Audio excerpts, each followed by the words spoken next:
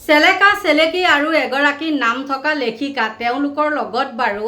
আমাৰ ৰীতা চৌধুৰী বাইদেউৰ কিবা তুলনা হয়নে? এটাতো সেই জেললৈ যোৱা 2 নম্বৰী অসভ্য মাইকী কেছত সেইটো এটা জেললৈ যোৱা আৰু এজনী হ'ল বগৰী গছৰ তলত তেওঁ মানে ঠাইখন নাপালে মানে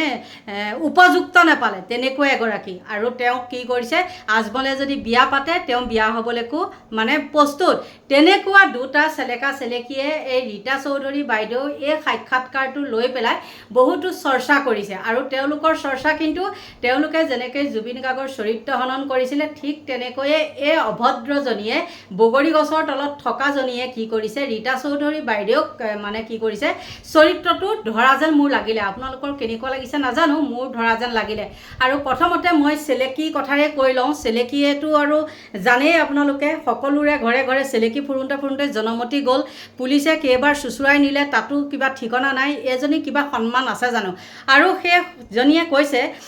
ৰীতা চৌধুৰী বাইদেউকে আচলতে তাই কৈছে মানুহৰ উলংগ শৰীৰ চোৱাৰ পৈশাচিক মানসিকতা হিন্দু মানুহৰ কেতিয়াও নাছিল আৰু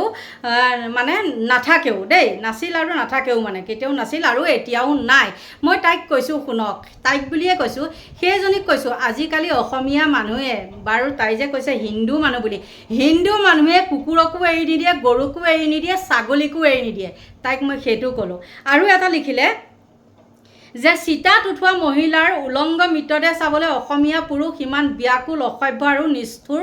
নহয় সেই অভদ্ৰজনীক মই উত্তৰটো ইয়াৰ আগমুহূৰ্তত দিয়ে দিলোঁ গম পালেই নহয় গতিকে যাৰ যি মন তেওঁলোকে কৰক তেওঁ ৰীতা চৌধুৰী বাইদেউক তেনেকুৱা পিছত লগাটো তেওঁ কিমানৰ মানুহ বাৰু ৰীতা চৌধুৰী বাইদেউ থাকে মানে কিহৰ জনসাধাৰণৰ মাজত এগৰাকী লেখিকা পৰিচয় লয় আৰু তাই থাকে মানুহৰ পৰা বেয়া বেয়া শব্দ শুনি পেলাই গালি খাই পেলাই বগৰী গছৰ তল বেঙেনা গছৰ তল ক'ত কি কৰিছে আৰু তাৰপিছত কি কৰে টেটু ফালি ফালি চিঞৰে মই আজি এইটো ফেক নিউজ হয় মই কোৱা নাছিলোঁ আজমললৈ যাম বুলি তেনেকৈ কৈছিলে নহয় জানো এতিয়া মই কওঁ শুনক তেওঁ সেই ৰীতা চৌধুৰী বাইদেউক মানে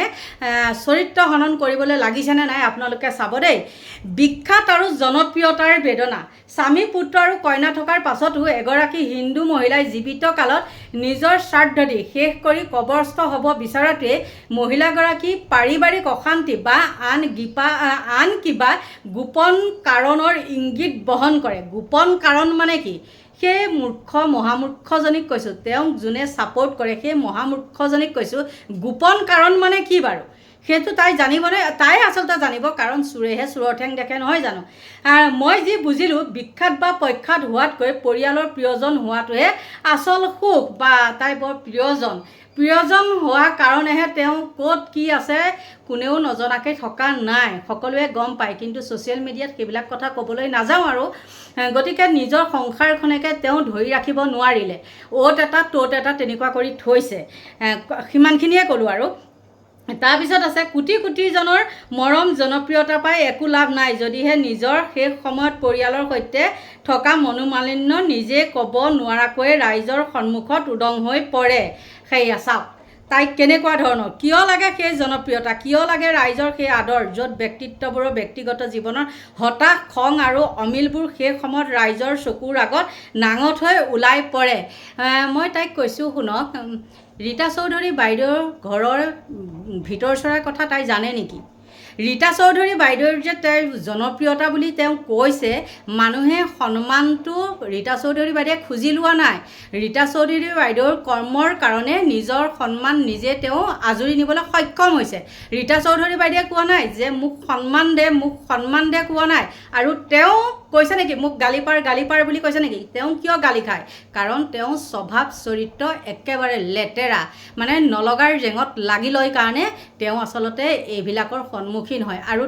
দেখিছিলে নহয় জীয়েকৰলৈকে আনচাই কি কৰিবলগীয়া হৈছিলে থানালৈ যাবলগীয়া হৈছিলে আৰু তেতিয়া মিডিয়াৰ আগৰ পৰা লুকাইছিলে তোমাৰ ল'ৰা ছোৱালীয়ে যিমান পঢ়া শুনা কৰক যিমান যি নকৰক কিয় তুমি এজনী ফাল্টু কামত জেললৈ যোৱা মাইকী ভাল কাম কৰি পেলাই জেললৈ যোৱাটো বেলেগ আৰু ফাল্টু কাম কৰি পেলাই জেললৈ যোৱাটো বেলেগ আৰু বহু লিখিছে সেইবিলাক তেওঁৰ মানে কৈ থাকিলে পাগল বুলিয়ে ক'ব ইয়াৰ আগতে মোক বহু মানুহে কৈছে বাইদেউ এজনীৰ কথা আপুনি কিয় কয় কিন্তু এজনীৰ কথা ক'বলৈ মই বাধ্য হৈছোঁ যেতিয়া নেকি ৰীতা চৌধুৰী বাইদেউৰ সেই যিখিনি কথা ক'লে গোপন ইংগিত বুলি যে ক'লে সেইটো কাৰণে মানে মই ক'বলৈ আপোনালোকৰ ওচৰত বাধ্য হ'লোঁ। আৰু এটা কওঁ, এইটো আকৌ চেলেকাটোৰ কথা কওঁ, চেলেকিটোৰ কথাটো বাদ দিয়ক, এইটোৱে আকৌ সেই দেখিছিলে নহয় জু ৰোডৰ সেই কেছটোত, মানে ছোৱালীৰ কেছত পৰি পেলাই জেললৈ গৈছিলে, কুকুৰেও নুমুতা এটা এইটোৰ মুখত। আৰু তেওঁ এতিয়া চৰকাৰৰ মানুহ, হিমন্ত বিশ্ব শৰ্মাই নিজে কৈছিলে কিমান বাৰ যে ফোন কৰে, মানে দিনটোত তেওঁ কামেই সেইটো। এই চিকাৰ লগতো চাগে আলোচনা কৰিলে, বোলে আপুনি এইটো লিখক, আপুনিয়ে কয়নে তুমিয়ে কয়নে তয়ে কয়নে নাজানো, তই এইটো লিখ বুলিবা মই এইটো লিখোঁ, দুইটাই সমানে একেই লিখিছে। আৰু চেলেকাই লিখিছে কি, মানুহৰ যে কি হেঁপাহ, জন্ম হওঁতেও মাতৃ গৰ্ভৰ পৰা উলংগ হৈ পৃথিৱীখন দেখা পায়, অথচ তেওঁ মানুহৰ মাজেৰে কোনোবাই মৃত্যুৰ পিছত হিন্দু হৈ উলংগ দাহ কৰাটো বেয়া পায়। তেওঁ আকৌ উলংগ দেহাটো চাই আকৌ তেওঁ ভাল পায়, তেওঁ আকৌ সেইটো স্বভাৱ আছে। সেই স্বভাৱটো থকাৰ কাৰণে আকৌ তেওঁ জেললৈও গৈছিলে দেই, কথাৰ হেৰিতে কৈ দিলোঁ। তাৰপিছত ভাল পায় কাপোৰ কানি পিন্ধাত মাটিত পুতি থোৱাটো, সঁচাই হেঁপাহৰ কিন্তু অন্ত নাই। এই অভদ্ৰ দুটাৰ কথা সিমানেই। আৰু এই অভদ্ৰটোৰ লগত এটা কিবা জয়ন্ত ডেকানে কি বুলি সেইটো এটা সাংবাদিক আছে যে, সেইটোকো যে মানুহে কুকুৰে পানী নোখোৱা কৰে। গতিকে বন্ধু বান্ধৱীসকল, এই চেলেকা আৰু চেলেকীৰ লগত আপোনালোকে নিজে মিলাই চাওকচোন, ৰীতা চৌধুৰী বাইদেউ কৰ্মৰাজি কিবা বাৰু মিলেনে? ৰীতা চৌধুৰী বাইদেউ কিমান মানে জনপ্ৰিয়তা, আৰু এই অভদ্ৰকেইটাই কিমান বেয়া গালি খায়। তেওঁলোকে সন্মানটো খুজি ল'বলৈ বিচাৰে, কিন্তু সন্মান খুজিবলৈ গৈ কি হয় জানেনে? তেওঁলোক পৰে বেয়া গালিৰ ৰোষত। আৰু ৰীতা চৌধুৰী বাইদেৱে কিন্তু বেয়া গালিৰ ৰোষত নপৰে। তেওঁক যি ইচ্ছা শেষ ইচ্ছা, তেওঁ যি হয় সেইটো তেওঁলোকৰ পৰিয়ালবৰ্গই কৰিব, নহয় জানো? তাত আমাৰ দৰকাৰ নাই মাত মাতিবলৈ, মই সেইটো ভাবোঁ। আৰু কোনোবাই কিবা মাত মাতে নামাতে মই সেইটো নাজানো, কিন্তু কি হ'ল, এওঁলোক এই দুটাই আকৌ কি কৰিব লাগে, মানে